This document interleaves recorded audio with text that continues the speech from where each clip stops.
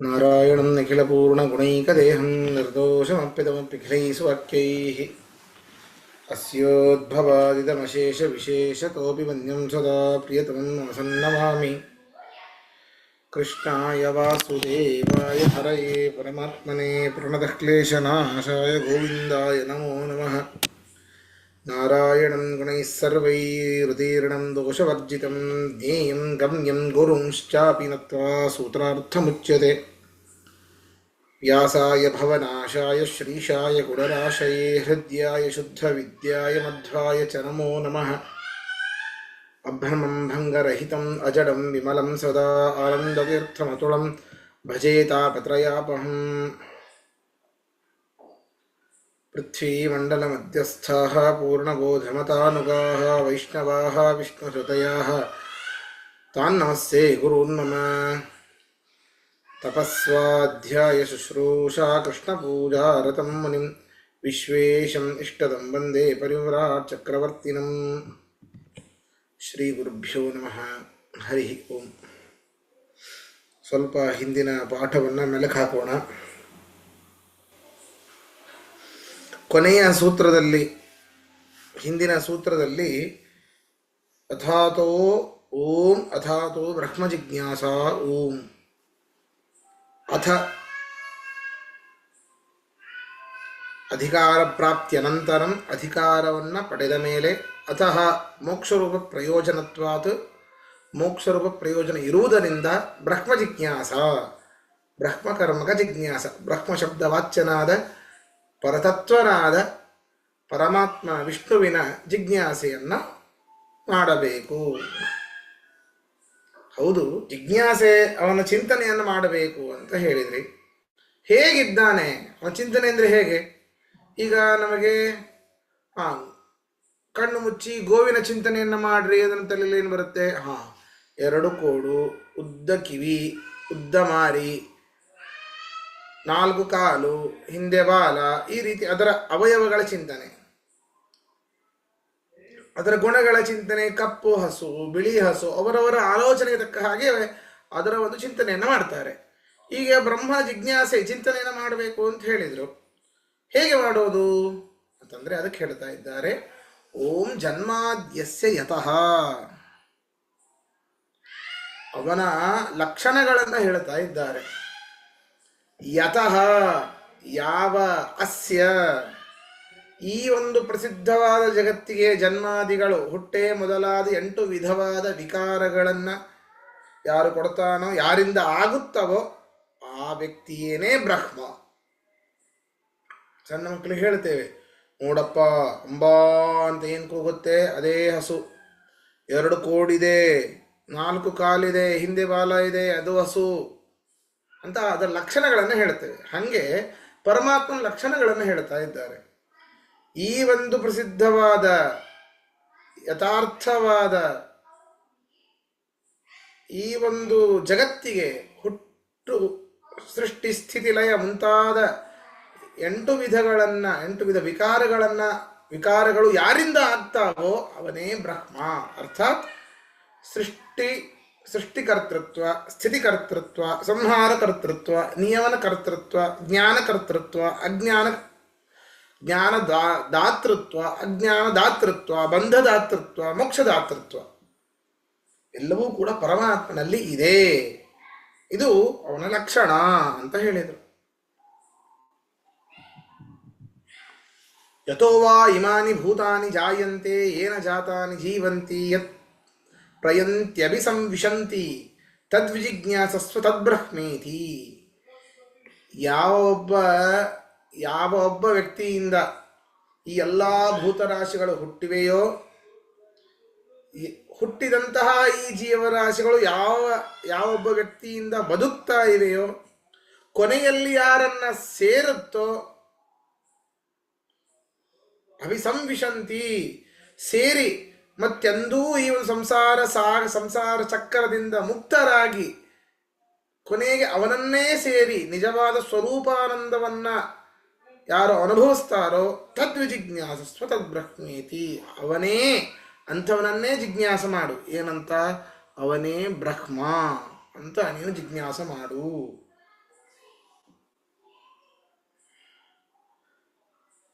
ಅಂತ ಈ ರೀತಿಯಾಗಿ ಎಲ್ಲ ಹೇಳ್ತಾ ಬಂದರು. ನೆಕ್ಸ್ಟು ಇಲ್ಲಿ ಇದು ಆಗಬೇಕಾಗಿದೆ ನಮಗೆ, ಎಲ್ಲರೂ ಹೇಳಬೇಕು. ಪರೋ ಮಾತ್ರಯ ತನ್ವಾ ವೃಧಾನ ನತೇ ಮಹಿತ್ವಮನ್ವಶ್ನುವಂತಿ ನತೇ ವಿಷ್ಣೋ ಜಾಯಮಾನೋ ನ ಜಾತೋ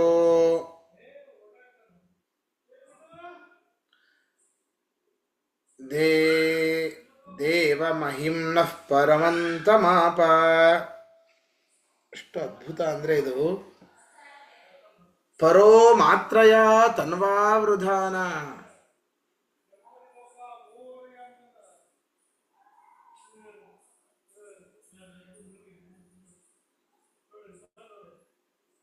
ಅವನು ಎಷ್ಟಿದ್ದಾನಪ್ಪ, ಹಸು ಒಂದು ಇಷ್ಟು ಅಗಲ ಇರ್ತದೆ ಅಂತ ಹೇಳಬಹುದು. ಅವನು ಹೇಗಿದ್ದಾನೆ? ಪರೋ ಮಾತ್ರಯ, ಅವನು ಅಳತೆಯಿಂದ, ಪರಹ ಮೀರಿದವನು. ಯಾಕೆ? ಅಣೋರಣೀಯಾನ್ ಮಹತೋ ಮಹೀಯಾನ್, ಯಾವುದು ಅತ್ಯಂತ ಸೂಕ್ಷ್ಮಾತಿ ಸೂಕ್ಷ್ಮವಾದ ವಸ್ತು ಅಂತ ಇವೇನೋ, ಪರಮಾಣು ಪುಂಜಗಳು, ಅದರಲ್ಲೂ ಅಣುಗಳು, ಅದಕ್ಕಿಂತಲೂ ಅಣುವಾಗಿದ್ದಾನೆ ಪರಮಾತ್ಮ. ಯಾವುದು ಅತ್ಯಂತ ದೊಡ್ಡದಾದ ವಸ್ತು ಅಂತ ಇದೇನೋ, ಮೇರು ಪರ್ವತ ಅಂತ ಇಟ್ಕೊಳ್ಳಿ, ಅದಕ್ಕಿಂತ ದೊಡ್ಡದಾಗಿದ್ದಾನೆ ಪರಮಾತ್ಮ. ಪರೋ ಮಾತ್ರಯ, ಮಾತ್ರಯ ಪರಹ, ಅಳತೆಯಿಂದ ಮೀರಿದವನು. ಹೌದಾ? ಎಷ್ಟು ಮೀರಿದ್ದಾನೆ? ತನ್ವಾವೃಧಾನ, ಅವನ ಒಂದು ದೇಹದಿಂದ ಇಡೀ ಪ್ರಪಂಚವನ್ನೇ ವ್ಯಾಪಿಸಿದ್ದಾನೆ. ಸಕಲ ಲೋಕಗಳನ್ನೇ ವ್ಯಾಪಿಸಿದ್ದಾನೆ. ಅಂದ್ರೆ ಎಷ್ಟು ಇರಬೇಕು ಅವನ ಅಳತೆ? ಎಷ್ಟು ಲೋಕಗಳಿವೆ, ಎಲ್ಲ ಲೋಕದಲ್ಲಿ ಕರೆಕ್ಟು ಅಳತೆಯಿಂದ ಕರೆಕ್ಟು, ಅಲ್ಲಿಂದ ಸತ್ಯಲೋಕ ಅಂತ ಶುರು ಮಾಡಿ, ಅಲ್ಲಿಂದ ಶುರು ಮಾಡಿ ಕೆಳಗೆ ಪಾತಾಳ ಲೋಕದ ತನಕ ಕರೆಕ್ಟು, ಸತ್ಯಲೋಕದಲ್ಲಿ ತಲೆ, ಪಾತಾಳ ಲೋಕದಲ್ಲಿ ಕಾಲು, ಅಷ್ಟೇ. ಅದನ್ನ ನಾವು ಅದನ್ನ ಚಿಂತನೆ ಮಾಡಿಕೊಳ್ಳಬೇಕು. ಭಾಗವತದಲ್ಲಿ ಬರ್ತದೆ ಈ ರೀತಿಯಾಗಿ ಪಾದಗಳ ಚಿಂತನೆಯನ್ನು ಮಾಡಬೇಕು. ಅದರಲ್ಲಿ ಪಾತಾಳ ಲೋಕ ಇದೆ, ಮೊಣಕಾಲಿನಲ್ಲಿ ಹೀಗೆ ಮೇಲೆ ಮೇಲೆ ಬರ್ತಾ ಹೋಗಬೇಕು ಅಂತ ಇದೆ. ಅಷ್ಟೇ ಇದಾನ? ಇಲ್ಲ, ಅದಕ್ಕೂ ಮೀರಿದವನಾಗಿದ್ದಾನೆ. ತಲೆಯಲ್ಲಿದೆ ಗೊತ್ತಿಲ್ಲ, ಕಾಲಲ್ಲಿದೆ ಗೊತ್ತಿಲ್ಲ, ಆದರೂ ನಮ್ಮ ಒಂದು ಚಿಂತನೆಗೋಸ್ಕರವಾಗಿ ನಾವು ಆ ರೀತಿ ಹೇಳಲೇಬೇಕು. ತನ್ವಾವೃಧಾನ ನತೇ ಮಹಿತ್ವಮನ್ವಶ್ನುವಂತಿ. ಅಷ್ಟೇ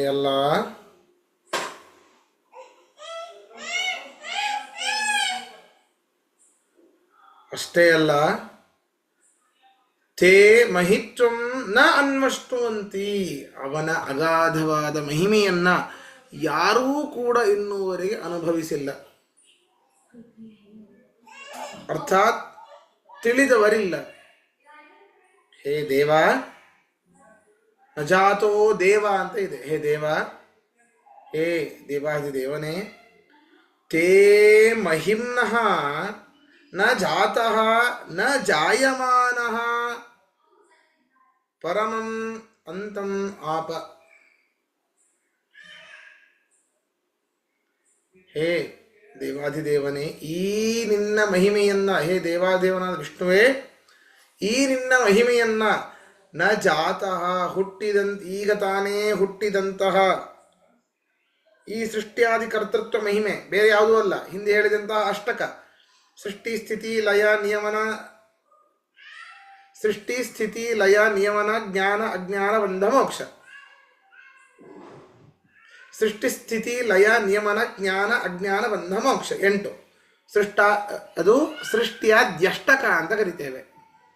ಸೃಷ್ಟಿಯಾದ್ಯಷ್ಟಕ, ಸೃಷ್ಟಿ ಸ್ಥಿತಿ ಲಯ ನಿಯಮನ ಜ್ಞಾನಾಜ್ಞಾನ ಬಂಧ ಮೋಕ್ಷಾಚ್ಚ ಯಸ್ಮಾತ್. ಅಂತಹ ಮಹಿಮೆಗಳನ್ನು ಇನ್ನೂವರೆಗೂ ಜಾತಃ ನ ಹುಟ್ಟಿದಂತಹ, ಈವರೆಗೆ ಹುಟ್ಟಿದಂತಹ ಬ್ರಹ್ಮಾದಿ ಸಮೂಹ, ಅನೇಕ ಜನ ಬ್ರಹ್ಮಾದೇವರು ಹುಟ್ಟಿದ್ದಾರೆ. ಬರೀ ಬ್ರಹ್ಮರೇನೆ ಅನೇಕ ಜನ ಹುಟ್ಟಿದ್ದಾರೆ. ಆ ಬ್ರಹ್ಮಾದಿ ಸಮೂಹವೇ ತಿಳಿಲಿಕ್ಕಾಗೋದಿಲ್ಲ. ನ ಜಾಯಮಾನ, ಮುಂದೆ ಹುಟ್ಟುವಂತಹ ಚತುರ್ಮುಖ ಬ್ರಹ್ಮಾದಿ ಯಾವ ಜೀವರಾಶಿಗಳಿಗೂ ಕೂಡ ಗೊತ್ತಾಗೋದಿಲ್ಲ.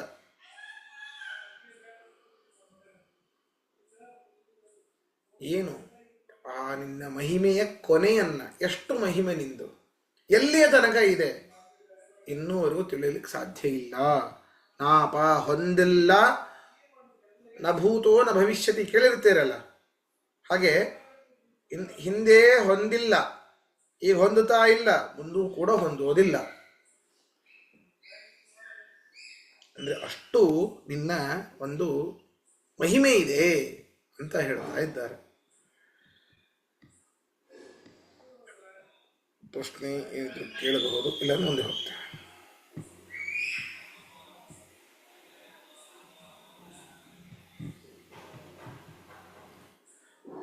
ಸರಿ,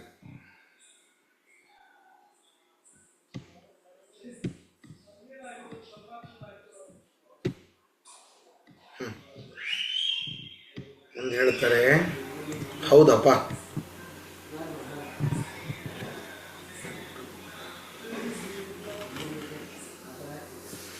ಓ ಹಾಗಾದ್ರೆ ಈ ಜಗತ್ತಿಗೆ ಬ್ರಹ್ಮ ಕಾರಣ, ಮಣಿಕೆಗೆ ಯಾವುದು ಕಾರಣ? ಮಣಿಕೆ ಆಗಲಿಕ್ಕೆ ಯಾವುದು ಕಾರಣ? ಮಣ್ಣು. ಓ ಹಾಗಾದ್ರೆ ಈ ಒಂದು ಜಗತ್ತಿಗೆ ಬ್ರಹ್ಮನು ಮಣ್ಣಿನಂತೆ ಕಾರಣ, ಅರ್ಥಾತ್ ಮಣ್ಣೇ ಮಡಿಕೆ ಆದದ್ದು. ಬ್ರಹ್ಮನೇನೆ, ಈ ಪರಬ್ರಹ್ಮನೇನೆ ಜಗತ್ತಾದದ್ದು ಅಂತ ತಿಳಿಬಾರದು. ಹೇಗೆ ನಮಗೆ ತಂದೆ ಜನಕನೋ, ತಂದೆ ನಮ್ಮನ್ನ ಹೇಗೆ ಹುಟ್ಟಿಸಿದ್ದಾನೋ, ತಂದೆನೇ ನಾನಾ? ತಂದೆಯೇ ನಾನಾಗಿ ಹುಟ್ಟಿದ್ದ? ಇಲ್ಲ. ಹಾಗೆ ಪರಮಾತ್ಮ ತಂದೆಯಂತೆ ಅಂತ ಹೇಳಿ ಋಗ್ವೇದವೇ ಹೇಳುತ್ತೆ. ಯೋ ನಃ ಪಿತಾ ಜನಿತಾ ಯೋ ವಿಧಾತ ಹೇಳಬೇಕು. ಧಾಮಾನಿ ವೇದ ಭುವನಾನಿ ವಿಶ್ವಾ ಇತ್ಯಾದಿ ಚ. ಸುಮ್ಮನೆ ಒಂದು ಎಕ್ಸಾಂಪಲ್ ಕೊಡ್ತಿದ್ದಾರೆ ಅಷ್ಟೇ, ಈ ರೀತಿ ಅನೇಕ ಹೇಳುತ್ತೆ. ಯೋ ನಃ ಪಿತಾ, ಯಾರು, ನಹ ನಮಗೆ, ನ ಪಿತಾ ಅಂತ ಹೇಳ್ಬಾರ್ದು, ಒಂದು ವಿಸರ್ಗ ಬಿಟ್ಟರೆ ನಮಗೆ ಪಿತಾನೇ ಅಲ್ಲ ಅಂತ ಆಗೋಗ್ಬಿಡುತ್ತೆ. ಧಿಯೋ ನೋಡಿ, ಗಾಯತ್ರಿ ಮಂತ್ರದಲ್ಲೂ ಬರ್ತದೆ, ಧಿಯೋ ಯೋ ನಃ ಪ್ರಚೋದಯಾತ್ ಅಂತ ಹೇಳಬೇಕು. ಧಿಯೋ ಯೋ ನ ಪ್ರಚೋದಯಾತ್ ಅಂದ್ಬಿಟ್ರೆ ಧಿಯ ನಹ ನ ಪ್ರಚೋದಯಾತ್, ಬುದ್ಧಿ ನಮಗೆ ಪ್ರಚೋದನೆ ಮಾಡದೇ ಇರಲಿ ಅಂತ ಅರ್ಥ. ಒಂದು ವಿಸರ್ಗ. ಇಲ್ಲೂ ಅಷ್ಟೇ, ಯೋ ನಃ ಪಿತಾ, ನಹ ನಕಾರಕ್ಕೆ ಉಪಸರ್ಗ ಬೇಕು ಅಲ್ಲಿ. ಯೋ ನ ಪಿತಾ ಅಂತ ಹೇಳ್ಬಿಟ್ರೆ ಯಾರು ನನಗೆ ಅಪ್ಪನಲ್ಲವೋ, ಯಾರು ನನಗೆ ತಂದೆ ಅಲ್ಲವೋ, ತಾಯಿ ಅಲ್ಲವೋ, ಉತ್ಪಾದಕನಲ್ಲವೋ, ಜನಿತ, ಹೀಗೆ ಅರ್ಥ ಆಗೋಗ್ಬಿಡ್ತದೆ. ಯಾವ ಆ ಪುರುಷಬ್ದ ವಾಚ್ಯನಾದ, ಬ್ರಹ್ಮಶಬ್ದ ವಾಚ್ಯದ ಪರಮಾತ್ಮ ಏನಿದ್ದಾನೆ, ನಮಗೆ ಪಿತಾ ತಂದೆ, ನಹ ನಮಗೆ, ಜನಿತ ಅವನೇ ಉತ್ಪಾದಕ, ಕುಲಾಲನಂತೆ ಅಂದ್ರೆ ಕುಂಬಾರನಂತೆ, ಮಡಿಕೆಗೆ ಹೇಗೆ ಕುಂಬಾರ ಕಾರಣನೋ ಹಾಗೆ ನಮಗೆ ಅವನು ಕಾರಣ. ಅಲ್ಲಿ ಬರೀ ಮಾಡೋದಷ್ಟೇ ಅವನ ಕೆಲಸ, ಅಲ್ಲಿ ಅವನಿಗೆ ಮಾಡೋದಷ್ಟೇ ಕೆಲಸ. ಅವನಿಗೆ ಸ್ಥಿತಿ, ಸೃಷ್ಟಿ ಆಯಿತು, ಸ್ಥಿತಿ ಮಾರುವ ತನಕ ಅಷ್ಟೇ ಅದನ್ನು ಸರಿಯಾಗಿ ಜೋಪಾನವಾಗಿ ನೋಡ್ಕೊಳ್ತಾನೆ. ಮಾರಿದ ಮೇಲೆ ಅದನ್ನು ಯಾರು ತೆಗೆದುಕೊಂಡಿರ್ತಾನೋ ಅವನು ಅದರ ಸ್ಥಿತಿ ಮಾಡ್ತಾನೆ. ಪರಮಾತ್ಮ ಹಾಗಲ್ಲ. ಹುಟ್ಟಿಸಿದವನು ಇವನೇ, ಸಲಹುವವನು ಇವನೇ, ಸಂಹಾರ ಮಾಡುವವನು ಇವನೇ, ಜ್ಞಾನ ಅಜ್ಞಾನ ಬಂಧ ಮೋಕ್ಷಗಳನ್ನು ಕೊಡುವಂತಹವನು ಇವನೇ, ನಮ್ಮನ್ನು ನಿಯಂತ್ರಣ ಮಾಡುವಂತಹವನು ಇವನೇ. ಇದಕ್ಕಿಂತ ಬೇಕಾ? ಹುಟ್ಟಿಸಿದ ತಂದೆಯೂ ಕೂಡ ಎಷ್ಟು ಮಾಡುವುದಿಲ್ಲ. ಸೃಷ್ಟಿ ಮಾಡಬಹುದು, ಸ್ಥಿತಿ ಮಾಡಬಹುದು, ಲಯ ತಂದೆ ಮಾಡೋದಿಲ್ಲ. ನಮಗೆ ಗಾಬರಿ, ಲಯ ಅಂತಂದ್ರೆ ಅಲ್ಲಿಗೆ ಬರ್ತದೆ. ಅಯ್ಯೋ, ಲಯ ಅಂತಂದ್ರೆ ಸಾಯೋದು. ಅಂತ. ಇನ್ನೂ ಸಾಧನೆಗೆ ಹೊಸ ಮಾರ್ಗ ಅದು. ಇನ್ನೂ ಹೆಚ್ಚು ಹೆಚ್ಚು ತಿಳಿಲಿಕ್ಕೆ ಹೊಸ ಪ್ರಚೋದನೆ, ಅದು ಲಯ. ಬೇರೆಯವರ ಬಗ್ಗೆ ಬಿಡಿ, ಮೊದಲು ನಮ್ಮ ಸ್ವರೂಪವನ್ನು, ನಮ್ಮ ಸ್ವರೂಪದಲ್ಲಿರುವ ಬಿಂಬರೂಪವನ್ನು ತಿಳಿಯಲಿಕ್ಕೆ ಪ್ರಯತ್ನ ಪಡಬೇಕು. ಜನಿತ, ಯಾರು ಉತ್ಪಾದಕನೋ, ಯೋ ವಿಧಾತ, ಯಾರು ನಮ್ಮನ್ನ ಧಾರಣೆ ಮಾಡಿದ್ದಾನೋ, ವಿಶೇಷೇಣ ಧಾತ, ಧಾಮಾನಿ ವೇದ ಭುವನಾನಿ ವಿಶ್ವ, ಸಕಲ ಲೋಕಗಳನ್ನೂ ಅವನ ಮನೆ ಯಾವುದು? ನಮಗೆ ವಿಷ್ಣು ಎಲ್ಲಿರ್ತಾನೆ? ಆ ವೈಕುಂಠದಲ್ಲಿ ಇರ್ತಾನೆ ಅಂತ ಅದು ಫೇಮಸ್ಸು. ವೈಕುಂಠದಲ್ಲಿ ವಿಶೇಷವಾಗಿ ಇರೋದು ಇಲ್ಲ ಅಂತ ಹೇಳ್ತಿಲ್ಲ. ಶ್ವೇತದ್ವೀಪ, ಅನಂತಾಸನ, ವೈಕುಂಠ, ಈ ಒಂದು 3 ಲೋಕಗಳಲ್ಲಿ ವಿಶೇಷವಾಗಿ ಇರುವಂಥದ್ದು. ವಿಷ್ಣು ಎಲ್ಲಿದ್ದಾನೆ? ಇಷ್ಟೇ ಪ್ರಶ್ನೆಗೆ ಎಲ್ಲ ಕಡೆ ಇದ್ದಾನೆ ಅಂತಲೇ ಹೇಳಬೇಕು. ಅದನ್ನೇ ಹೇಳ್ತಾ ಇದೆ ಇಲ್ಲಿ. ವಿಶ್ವಾಭುವನಾನಿ ಧಾಮಾನಿ ವೇದ, ಸಕಲ ಲೋಕಗಳೂ ಅವನ ಮನೆ.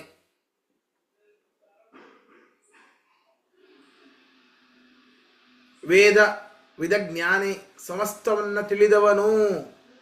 ಇವೇ ಮೊದಲಾದ ವಾಕ್ಯಗಳು ಋಗ್ವೇದದಲ್ಲಿ ಹೇಳಲ್ಪಟ್ಟಿದೆ. ಋಗ್ವೇದದಲ್ಲಿ ಹೇಳಲ್ಪಟ್ಟಿದೆ.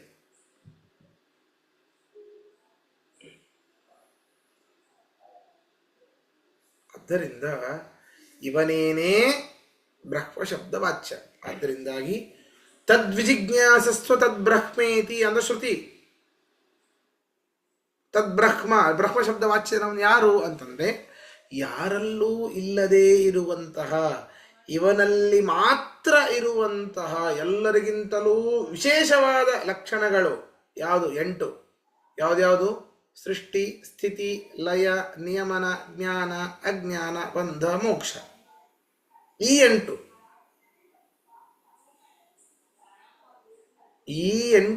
ಇನ್ಯಾರಲ್ಲೂ ಇಲ್ಲ, ಇವನಲ್ಲಿ ಮಾತ್ರ ಇವೆ.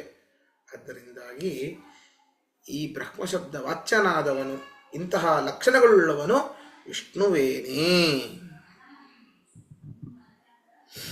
ಇದರಲ್ಲಿ ಪ್ರಶ್ನೆ ಇದ್ರೆ ಕೇಳಿ, ಮುಂದೆ ಹೋಗೋಣ ಮುಂದಿನ ಅಧಿಕರಣಕ್ಕೆ.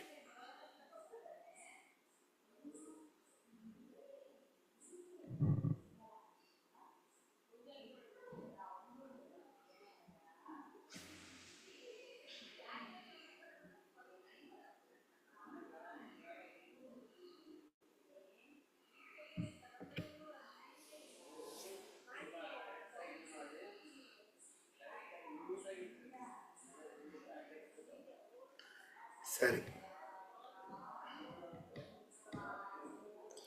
ಮುಂದಿನ ಒಂದು ಇದಕ್ಕೆ ಹೋಗೋಣ.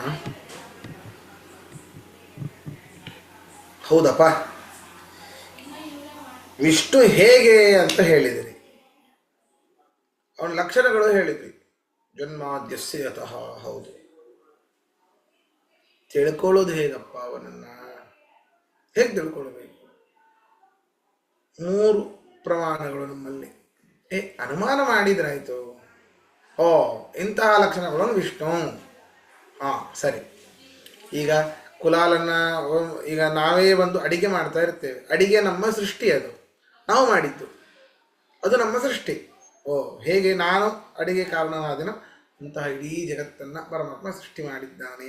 ಈ ರೀತಿ ಅನುಮಾನ ಮಾಡೋಣ ಅಂತಂದರೆ ನ ಅಂತ ಹೇಳ್ತಾರೆ ಆಚಾರ್ಯರು. ಭಾಷ್ಯ ಹೇಳಬೇಕೆಲ್ಲರೂ. ಅನುಮಾನತೋನ್ಯೇ ನ ಕಲ್ಪನೀಯ. ಅಲ್ಲ, ಸೃಷ್ಟಿ ಅನೇಕ ದೇವತೆಗಳು ಮಾಡಿದ್ದಾರೆ,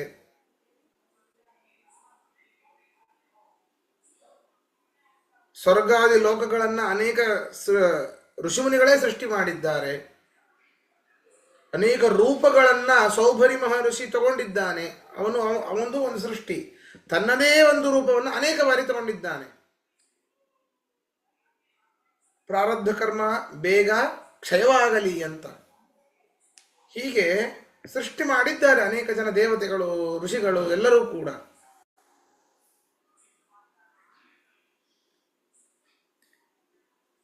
ಈ ರೀತಿ ಬೇರೆಯವರು ಯಾಕೆ ಆಗಬಾರದು ಅಂತಂದ್ರೆ ಅದನ್ನೇ ಹೇಳ್ತಾ ಇದ್ದಾರೆ.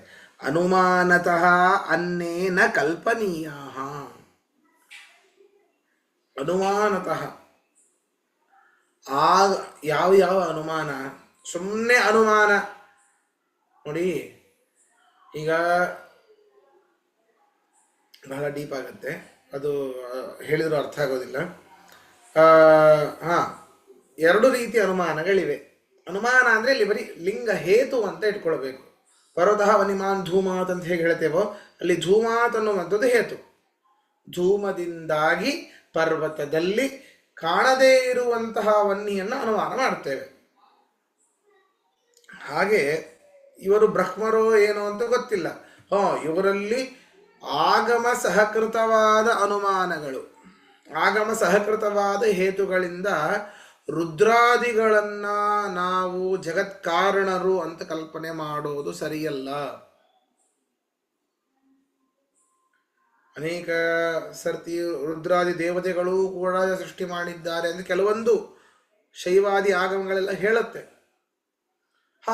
ಹಾಗಾದ್ರೆ ಆಗಮ ಸಹಕೃತವಾಗಿದೆ, ಆದ್ದರಿಂದ ರುದ್ರಾದಿಗಳು ಜಗತ್ಕಾರಣರು, ಸೃಷ್ಟಿಕರ್ತ ರುದ್ರ ಹೇಳ್ಬಿಡೋಣ ಅಂತಂದ್ರೆ ಆಗುವುದಿಲ್ಲ, ಸರಿಯಲ್ಲ. ಯಾಕೆ? ಓಂ ಶಾಸ್ತ್ರಯೋನಿತ್ವಾತ್ ಓಂ ಹೇಳಬೇಕೆಲ್ಲರೂ. ಓಂ ಶಾಸ್ತ್ರಯೋನಿತ್ವಾತ್ ಓಂ.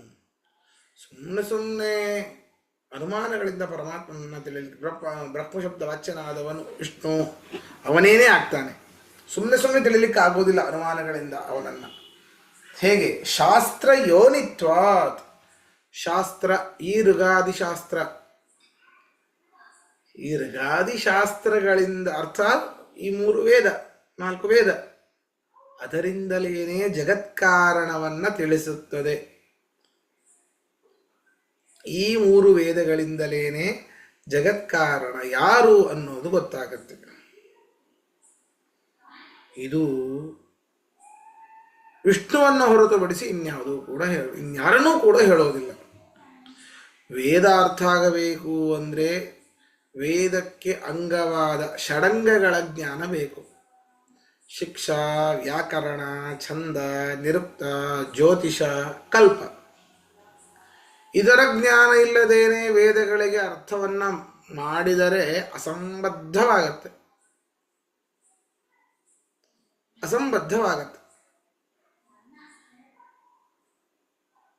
ಈ 6ರ ಜ್ಞಾನ ಇದ್ದಾಗ ಮಾತ್ರ ವೇದದ ಜ್ಞಾನ. ನೋಡಿ, ಜ್ಯೋತಿಷವೂ ಬಹಳ ಮುಖ್ಯ ಅದಕ್ಕೆ.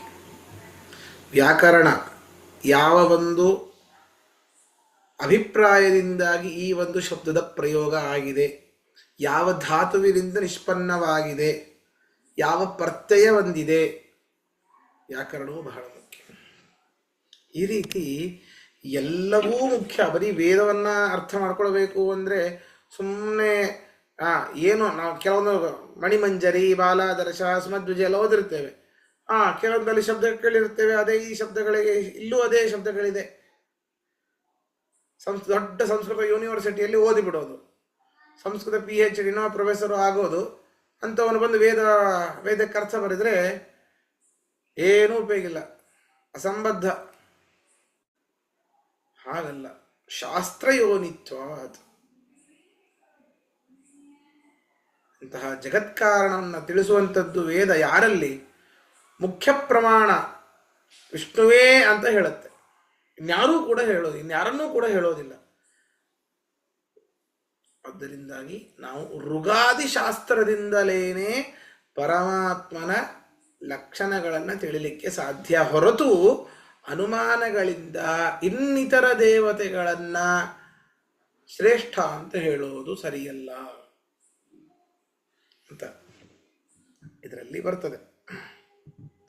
ನಾವೇದ ವಿನ್ಮನುತೆ ತಂ ಬೃಹಂತಂ ತಂ ಸರ್ವಾನುಭೂಮಾತ್ಮಾನಂ ಸಾಂಬರಾಯೇ.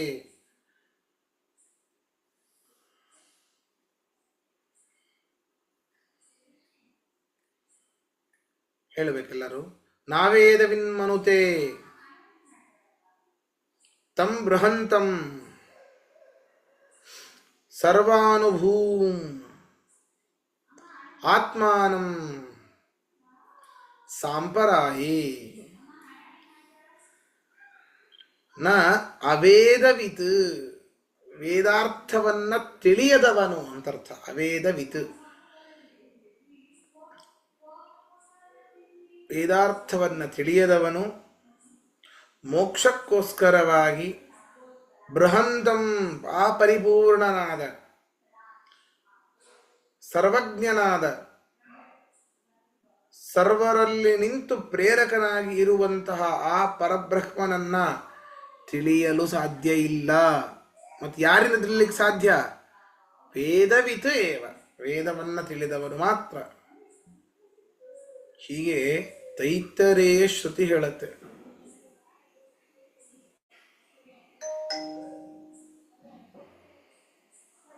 ಔಪನಿಷದಃ ಪುರುಷಃ ನತು ತಾರ್ಕಿಕಃ. ಇವನು ಔಪನಿಷದಃ, ಉಪನಿಷತ್ತು ಮೊದಲಾದ ವೇದಗಳಿಂದ ತಿಳಿಲಿಕ್ಕೆ ಇವನು ಸಾಧ್ಯ ಹೊರತು,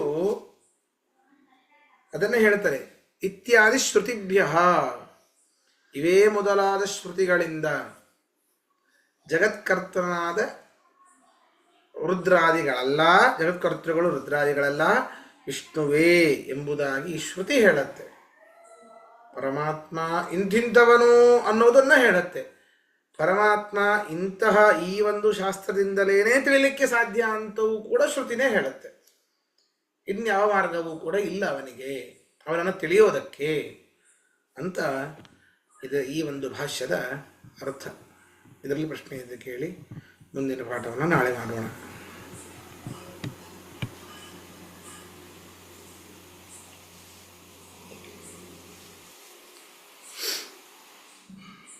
ಪ್ರಶ್ನೆ ಇಲ್ಲ, ಬಟ್ ಹೋದ್ ಶನಿವಾರದ ಕ್ಲಾಸ್ ಮಿಸ್ ಆಯ್ತು ನನಗೆ. ಹೌದು, ಅದು ರೆಕಾರ್ಡ್ ಮಾಡಿದ್ದೀನಿ, ಕಳಿಸ್ತೇನೆ. ಅದು ಒಂದು ಕಳಿಸಿದ್ದೇನೆ, ಇದು ಯಾರು ಶ್ರೀಕಾಂತ್ ಅವ್ರಿಗೆ ಕಳಿಸಿದ್ದೇನೆ. ಆಚಾರ್ಯ, ಶ್ರುತಿ ಸ್ಮೃತಿಗೆ ಏನು ವ್ಯತ್ಯಾಸ? ಸ್ಮೃತಿಗಳು ಒಬ್ಬರಿಂದ ರಚಿತವಾದದ್ದು, ಶ್ರುತಿಗಳು ಅಪೌರುಷಯ, ಇದು ಪೌರುಷಯ ಅಷ್ಟೇ. ಧನ್ಯವಾದಗಳು. ನಮಸ್ಕಾರ. ಸರಿ, ಹಾಗಾದ್ರೆ ಸಿಗೋಣ. ಶ್ರೀಕೃಷ್ಣಾರ್ಪಣ. ಶ್ರೀಕೃಷ್ಣ.